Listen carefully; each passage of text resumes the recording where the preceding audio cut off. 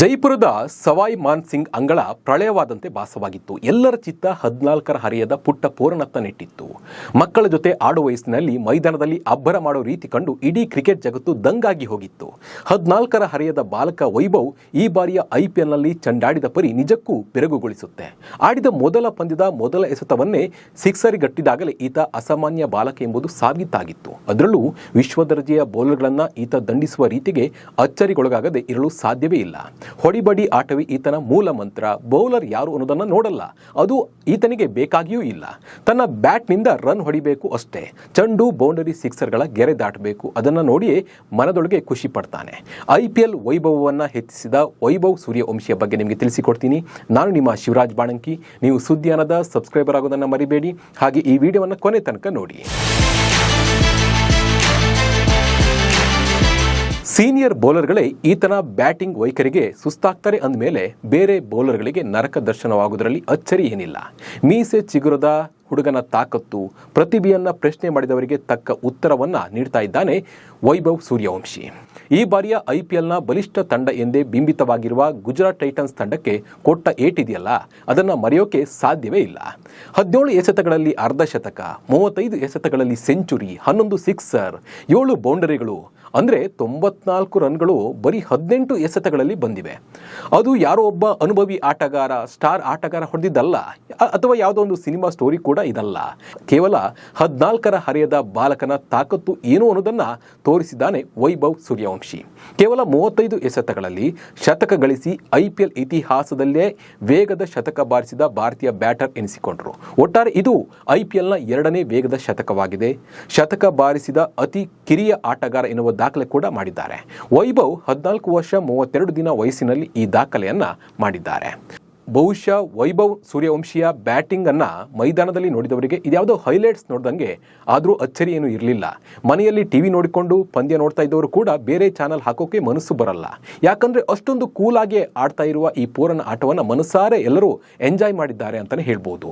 ಮುಖದಲ್ಲಿ ಒಂಚೂರು ಟೆನ್ಷನ್ ಇಲ್ಲ, ಅಹಂ ಇಲ್ಲ, ಜಾಸ್ತಿ ಸಂಭ್ರಮ ಪಡಲ್ಲ, ಏನೋ ಮಾಮೂಲಿಯಾಗಿ ಆಡ್ತಾ ಇದ್ದಾನೆ ಎಂಬಂತೆ ಬ್ಯಾಟ್ ಬೀಸುವ ಈ ಹುಡುಗನ ಹಿಂದಿರುವ ಶಕ್ತಿಯೇ ಗುರು ರಾಹುಲ್ ದ್ರಾವಿಡ್.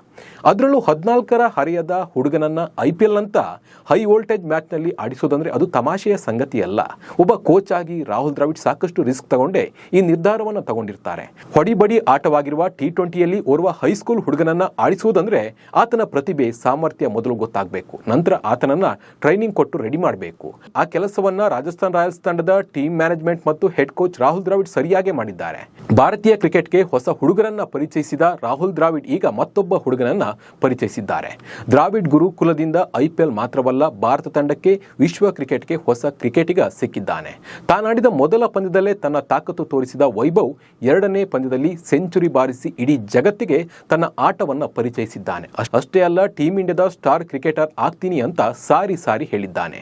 ಕೋಟ್ಯಾಂತರ ಅಭಿಮಾನಿಗಳ ಮನಸ್ಸನ್ನ ಗೆದ್ದಿದ್ದಾನೆ. ಕ್ರಿಕೆಟ್ ಮೈದಾನದಲ್ಲಿ ನಂಬಲಸಾಧ್ಯ ಸಾಧನೆ ಮಾಡಿ ತೋರ್ತಿರುವ ವೈಭವ್ ಸೂರ್ಯವಂಶಿಗೆ ಇದೀಗ ಅಭಿನಂದನೆಗಳ ಮಹಾಪೂರವೇ ಹರಿದು ಬರ್ತಾ ಇದೆ. ಕೇವಲ ಕ್ರಿಕೆಟ್ ಲೋಕದ ದಿಗ್ಗಜರು ಮಾತ್ರವಲ್ಲ, ಹಲವು ಅನ್ಯ ಕ್ಷೇತ್ರಗಳ ಗಣ್ಯರು ಕೂಡ ವೈಭವ್ ಸೂರ್ಯವಂಶಿಯ ಆಟಕ್ಕೆ ಮಾರು ಹೋಗಿದ್ದಾರೆ.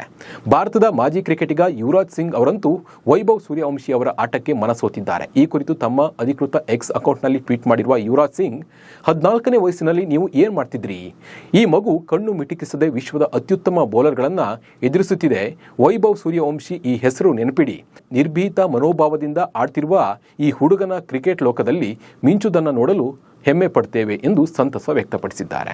ಅದೇ ರೀತಿ ಕ್ರಿಕೆಟ್ ಮಾಂತ್ರಿಕ ಸಚಿನ್ ತೆಂಡೂಲ್ಕರ್ ಕೂಡ ವೈಭವ್ ಸೂರ್ಯವಂಶಿ ಅವರ ಆಟವನ್ನು ಹಾಡಿ ಹೋಗಲಿದ್ದಾರೆ. ವೈಭವ್ ಸೂರ್ಯವಂಶಿ ಅವರ ಆಟವನ್ನು ನೋಡೋದೇ ಚಂದ, ಭಾರತೀಯ ಕ್ರಿಕೆಟ್ನ ಭವಿಷ್ಯ ಉಜ್ವಲವಾಗಿದೆ ಎಂಬುದರಲ್ಲಿ ಯಾವುದೇ ಸಂದೇಹವೂ ಇಲ್ಲ ಅಂತ ಹೇಳಿ ಸಚಿನ್ ತೆಂಡೂಲ್ಕರ್ ಭರವಸೆಯನ್ನು ವ್ಯಕ್ತಪಡಿಸಿದ್ದಾರೆ. ಶಿಷ್ಯನ ಆಟ ನೋಡಿ ಕುಣಿದು ಕುಪ್ಪಳಿಸಿದ ದ್ರಾವಿಡ್. ಸಿಕ್ಸರ್ ಮೂಲಕ ಶತಕ ಸಿಡಿಸಿದ ವೈಭವ್ ರಾಜಸ್ಥಾನ್ ಡಗೌಟ್ನತ್ತ ತಿರುಗಿ ತನ್ನ ಗುರು ಹಾಗೂ ತಂಡದ ಕೋಚ್ ರಾಹುಲ್ ದ್ರಾವಿಡ್ಗೆ ಬ್ಯಾಟ್ ಮೂಲಕ ಸೆಲ್ಯೂಟ್ ಮಾಡಿದರು.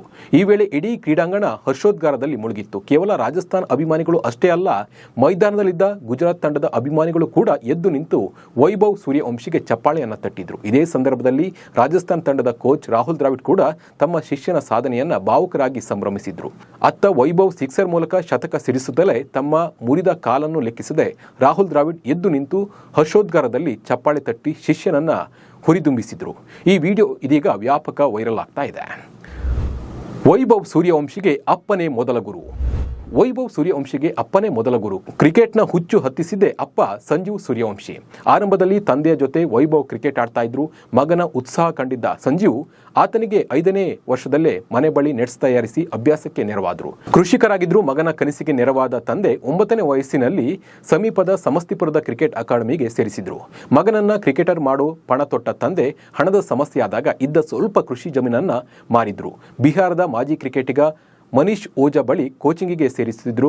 ಅಕಾಡೆಮಿ ಸೇರಿದ ಮೊದಲ ದಿನವೇ ತಂದೆಯ ಋಣ ತೀರಿಸೋ ಪಣ ತೊಟ್ಟಿದ್ದ ವೈಭವ್ ಸಿಕ್ಕ ಪ್ರತಿ ಅವಕಾಶದಲ್ಲೂ ಸಾಮರ್ಥ್ಯ ಪ್ರೂವ್ ಮಾಡಿದ್ರು.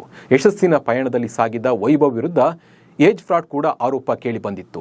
ಈ ವೇಳೆ ಬಿಸಿಸಿಐ ನಿಯಮದಂತೆ ವೈಭವ್ ಬೋನ್ ಟೆಸ್ಟ್ಗೆ ಒಳಗಾಗಿ ತಾನು ತಪ್ಪು ಮಾಡಿಲ್ಲ ಅನ್ನೋದನ್ನ ಪ್ರೂವ್ ಮಾಡಿದ್ರು. ಚಿಕ್ಕ ವಯಸ್ಸಿನಲ್ಲೇ ಯಶಸ್ಸಿನ ಮೆಟ್ಟಿಲು ಹತ್ತಿರುವ ವೈಭವ್ಗೆ ಕಠಿಣ ಪರಿಶ್ರಮಕ್ಕೆ ತಕ್ಕ ಪ್ರತಿಫಲ ಸಿಕ್ಕಿದೆ. ಇನ್ನು ಹರಾಜಿನಲ್ಲಿ ವೈಭವ್ಗೆ ಡೆಲ್ಲಿ ಕ್ಯಾಪಿಟಲ್ಸ್ ಮತ್ತು ರಾಜಸ್ಥಾನ್ ರಾಯಲ್ಸ್ ಜಿದ್ದಿಗೆ ಬಿದ್ದಿದ್ವು. ಕೊನೆಯಲ್ಲಿ ಆರ್ಆರ್ ಬಿಡ್ಡಿಂಗ್ ಗೆದ್ದುಕೊಂಡಿತ್ತು. ದೆಹಲಿ ತಂಡ ಕೊನೆಯದಾಗಿ 1 ಕೋಟಿ ರೂಪಾಯಿಗೆ ಬಿಡ್ ಮಾಡ್ತಿರುವುದಾಗಿ ಹೇಳಿತ್ತು. ಆದರೆ ರಾಜಸ್ಥಾನ್ 1.10 ಕೋಟಿ ರೂಪಾಯಿಗೆ ನೀಡಿ ಇವರನ್ನ ಖರೀದಿ ಮಾಡಿತು. ಸೂರ್ಯವಂಶಿ ಪ್ರತಿಭೆಯನ್ನು ಗುರುತಿಸಿದ ಹೆಡ್ ಕೋಚ್ ರಾಹುಲ್ ದ್ರಾವಿಡ್ ಕೊನೆಗೂ ಅವರನ್ನ ಖರೀದಿಸುವಲ್ಲಿ ಯಶಸ್ವಿಯಾಗಿದ್ದರು. ಇದೀಗ ದ್ರಾವಿಡ್ ನಂಬಿಕೆಗೆ ವೈಭವ್ ನ್ಯಾಯ ಒದಗಿಸಿದ್ದಾರೆ. ಇನ್ನು ವೈಭವ್ ಹಿರಿಯ ಬೌಲರ್ಗಳನ್ನೇ ಬೆಂಡೆತ್ತಿದ್ದಾರೆ. ಸಿರಾಜ್ ಮತ್ತು ಇಶಾಂತ್ ಶರ್ಮಾ ಬೌಲಿಂಗ್ನಲ್ಲಿ ತನ್ನ ಅದ್ಭುತ ಪ್ರದರ್ಶನವನ್ನು ತೋರಿದ್ದಾರೆ. ಅಂದರೆ ಯಾರೇ ಬೌಲಿಂಗ್ ಮಾಡಲಿ ನಾನು ಹೊಡಿತೀನಿ ಅನ್ನೋ ತಾಕತ್ತನ್ನ ವೈಭವ್ ಅವರು ಇಡೀ ಜಗತ್ತಿಗೆ ತೋರಿಸಿದ್ದಾರೆ. ಒಟ್ಟಿನಲ್ಲಿ ಭಾರತೀಯ ಕ್ರಿಕೆಟ್ಗೆ ಒಂದು ಸುಂದರ ಡೈಮಂಡ್ ಸಿಕ್ಕಿದೆ. ಅದನ್ನ ಹೊಳೆಯುವಂತೆ ಮಾಡಬೇಕಿದೆ. ಈತನ ಪ್ರತಿ ಹೆಜ್ಜೆಯನ್ನ ಕಣ್ಣಿಟ್ಟು ನೋಡಿಕೊಳ್ಬೇಕಿದೆ. ಯಾಕಂದ್ರೆ ಈತನಿಗೆ ಉಜ್ವಲ ಭವಿಷ್ಯವಿದೆ. ಅದು ಹಾಳಾಗದಂತೆ ನೋಡಿಕೊಂಡು ಭಾರತಕ್ಕಾಗಿ ಈತನನ್ನ ಬಳಸ್ಕೊಳ್ಬೇಕು. ಈ ಬಗ್ಗೆ ನಿಮ್ಮ ಅನಿಸಿಕೆ ಮತ್ತು ಅಭಿಪ್ರಾಯವನ್ನ ಕಮೆಂಟ್ ಮೂಲಕ ತಿಳಿಸಿ. ನಮಸ್ಕಾರ.